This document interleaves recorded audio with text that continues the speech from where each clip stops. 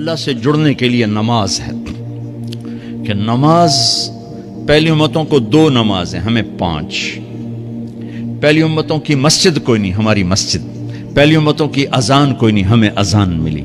اور اذان اتنا بڑا عمل بنا دیا میرے نبی نے کہ آپ نے فرمایا کہ اذان دینے والا قیامت کے دن سب سے اونچے مقام پر کھڑا ہوگا۔ حضرت علی فرمایا کرتے تھے کاش میں اللہ کے نبی سے حسن حسین کے لیے مسجد نبوی کی اذان مانگ لیتا، یہ حضرت علی فرمایا کرتے تھے۔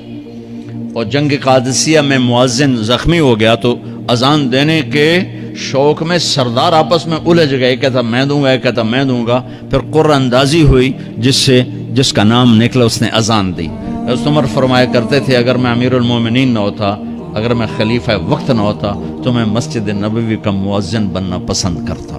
کسی کو اذان نہیں ملی، ہمیں اذان۔ پہلا مؤذن بلال بنا، پہلے مؤذن اللہ نے بلال کو یہ عزت عطا فرمائی۔ دنیا میں یہ ہے اور آخرت میں یہ ہے کہ میرے نبی نے فرمایا کہ جب جنت میں جانے کا وقت آئے گا نا تو جنت کی میرے لیے سواری لائی جائے گی، میں اس سواری پہ بیٹھوں گا تو اس کی جو وہ رسی ہوگی نا وہ ایسے نیچے گر جائے گی، نیچے گرے گی۔ اس رسی کے یعنی اس کی جو لگام ہوتی ہے نا وہ نیچے گرنے کا مطلب ہے یہ ایسے نیچے گر گئی۔ اب نیچے گرنے کا مطلب ہے کہ اس کی ڈرائیونگ میرے نبی نے نہیں کرنی، کوئی آنے والا ہے، کوئی ڈرائیور آنے والا ہے جو رسی پکڑ کے چلے گا، کوئی کوچبان آنے والا ہے جو اس کو پکڑ کے چلے گا۔ رسی کا گرنا ایک انڈیکیشن ہے کہ کوئی نصیب والا اب آئے گا۔ جب آپ کی سواری کھڑی ہوگی، رسی نیچے ہے، تو اب سب کی گردنیں ایسے ہوں گی، کون؟ سب قیاس کر رہے کون کون کون؟ اللہ کی طرف سے اعلان ہوگا بلال کو بلایا جائے، بلال بلال۔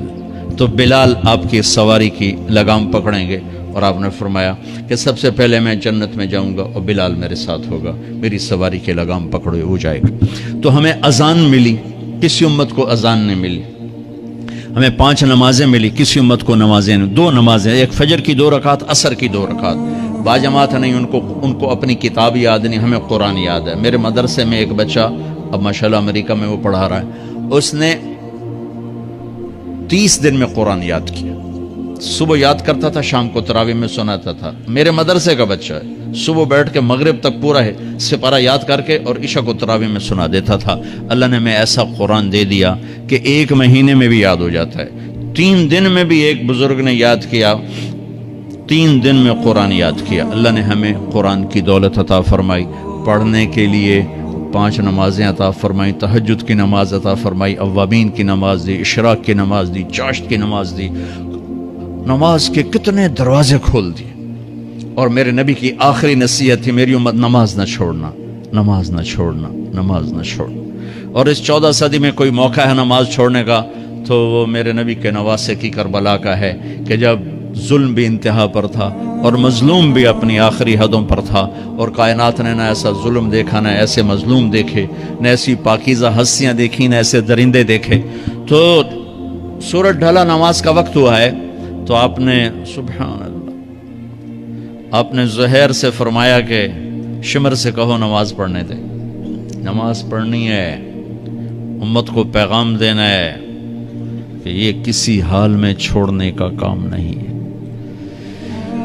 تو انہوں نے آگے بڑھ کے شمر سے کہا نماز پڑھنے دو، انہوں نے کہا نہیں نماز نہیں پڑھنے دیں گے، ہماری تلوار چلے گی۔ انہوں نے واپس آ کر کہا جی وہ کہہ رہے ہیں ہم جنگ نہیں روکیں گے، تلوار چلے گی۔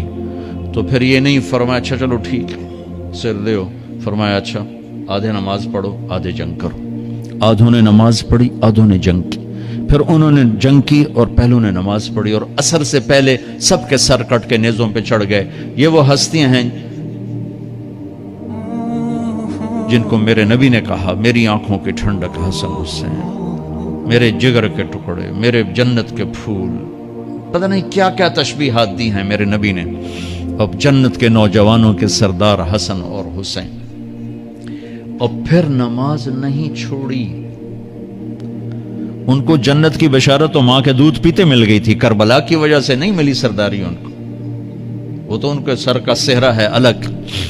ان کو سرداری جنت کے ملی ماں کا دودھ پیتے ہوئے کہ جنت کے نوجوانوں کے سردار ہیں حسن اور حسین۔ نماز نہیں چھوڑی میرے عزیزو، نماز نہ چھوڑو۔ اللہ کا شکر ہے، میں آپ بچوں کو دیکھ کے مجھے اپنا کالج کا دور یاد آ رہا ہے۔ ہمارے دور میں ایک نعیم الدین صاحب گورنمنٹ کالج لاہور میں تبلیغ کا کام کرتے تھے، اور وہ اکیلے ہی نماز پڑھتے تھے، کوئی نمازی نہیں ہوتا تھا، اور کسی لڑکے کی داڑھی نہیں تھی، کسی لڑکے سوا سے ایک نعیم الدین کی۔ اب ہر کالج میں جائے داڑھیوں والے بچے نظر آتے ہیں، ٹوپیوں والے بچے نظر آتے ہیں، کوئی لڑکی کے سر پہ دوپٹہ نہیں ہوتا تھا، کوئی ایجوکیشن تھی۔